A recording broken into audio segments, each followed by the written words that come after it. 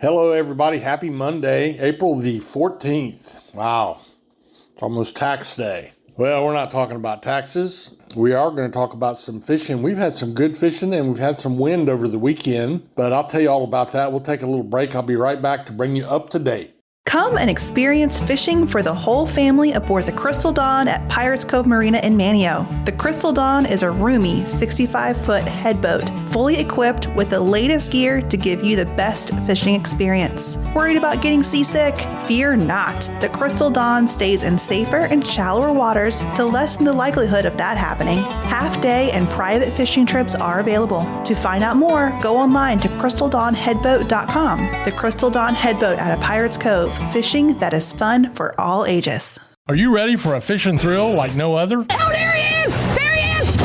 Oh, got him up! As seen on Wikitoon Outer Banks, the Carolina Girl, captained by majestic Jessie Anderson, is a custom, luxurious 53-foot Jarrett Bay built boat running out of Hatteras Harbor Marina. Let Jessie and her crew give you a fishing experience of a lifetime. To book a trip, go online to CarolinaGirlSportFishing.com. Carolina Girl Sport Fishing, your offshore adventure awaits.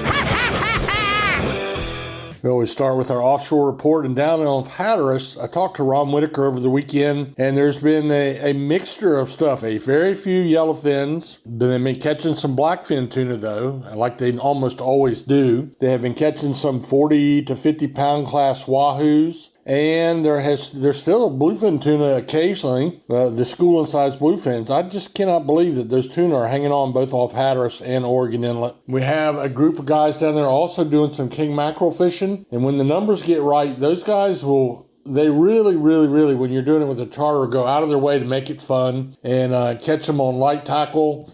And I'm not down there doing it with them, but I know when they do that light tackle fishing for them and get away from the planers and the deep running rigs, it's a whole lot of fun. And before you turn your nose up at the word mackerel, let me tell you, when they're fresh, what I would give to have a piece of fresh king mackerel for dinner tonight. I can promise you that if you do a butterfly steak and put one of those, I like to butterfly the steak and then put it in and fry it. And I can tell you how to do that, but time doesn't permit right now. But you can grill them. You can make some of the best fish salad you'll ever make in your life. You can fry them. And like so many fish, fresh is best, and that applies to the king mackerel. Not a great fish for freezing because they have a little oily nature to them, but man, I'm gonna tell you, this is the time of year when a piece of fresh king mackerel is good. The Oregon Inlet fleet best I could tell, got blown out yesterday, but on Saturday, on a very rough day, they had some really good yellowfin tuna fishing, just like they did on Friday. And when I say really good, I saw some limits. A dock full of yellowfin tuna, averaging 40 to 60 pounds a piece. I mean, nice class of fish. So that was good. And they still have a few bluefin around, but they're not really spending much time looking for those when you have the crowd-pleasing yellowfin tuna available to you. I have not heard of I mention a wahoo. I'm sure somebody's caught one by now, like they have down in Hatteras, but it's almost yellowfin or bust, and that's not bad.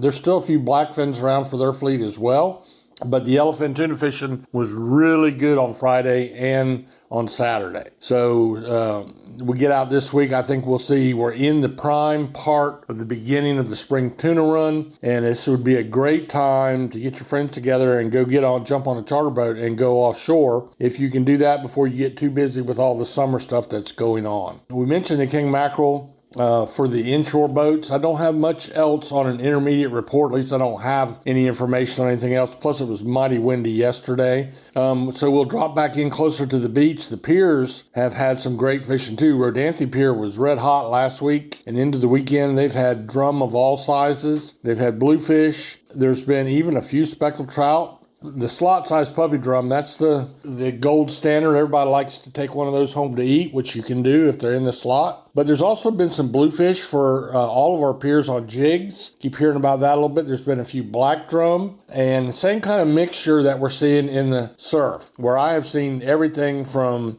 underslot to slot up to yearling and up to like 44 inches, 45-inch drum caught from the beach. Cape Point has been hot and cold, but when it's hot, it's very hot. And then, things are just, on all of these reports, things are picking up by the day right now. This is go fish time right now. No excuses. Everything's here. get your fresh bait. And when I said if you're going to use a real bait, a meat, in other words, don't use frozen. Don't use if you can possibly help it, only as a last resort. And you may have to do that, but fresh mullet is the bait of choice right now. Those local tackle shops work really hard to get a fresh mullet. And then you want bait that is less than 24 hours old. If you go buy you 2 or 3 corn cob mullet and you have some left over, I wouldn't throw it away, but I'd put it to the side and go get you some more the next day, every day. Let me just tell you, it's a rule of thumb, widely accepted in all of our fisheries on the Outer Banks. 24 hours, beyond that, bait loses its catchability by 50%. So it's really important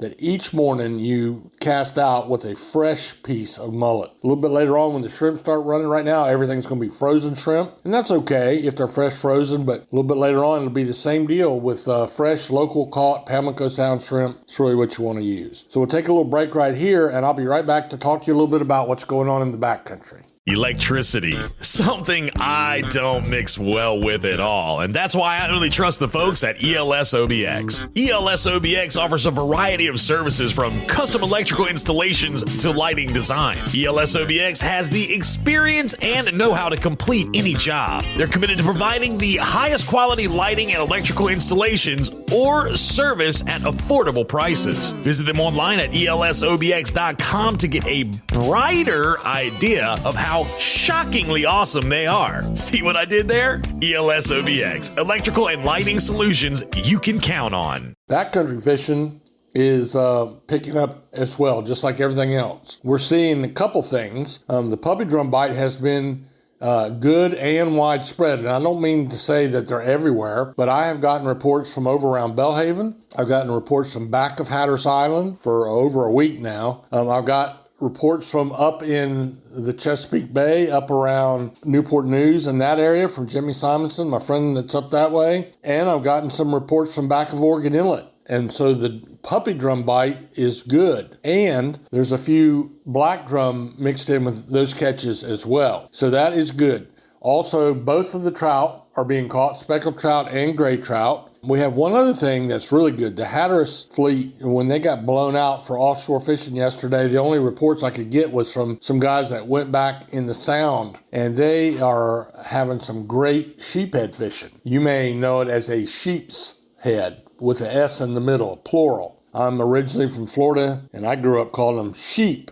head. Either way, it's one of the hardest fighting, best eating fish that you'll ever catch. Really firm white flesh, cousin to the porgy, cousin to the red snapper, all those things. And I'm seeing better sheephead fishing year after year. It's on the increase, which is really great. And they're crowd pleasers. They pull really hard, and whatever, they like to be around structure, and you need to be rigged up so whenever you get that bite to pull them away from the structure, if you're happen to be around a bridge abutment or piling or something like that. But sheephead fishing was really good and has been really good in a lot of different locations, just like the puppy drum. So this is all great news, especially after that hard weather we had a month or two ago. It looks like we're bouncing back quickly, and that's all good news. So as we go on through the week, the temperatures are going to warm back up. It was a little cool on the gardening front. And turkey season is in. Now we're into the real turkey season. We got over the youth season, but I saw a lot of success with that cooler snap over the weekend with the different friends of mine that were hunting for turkeys. So that's going on as well. We'll be going on for a little bit longer.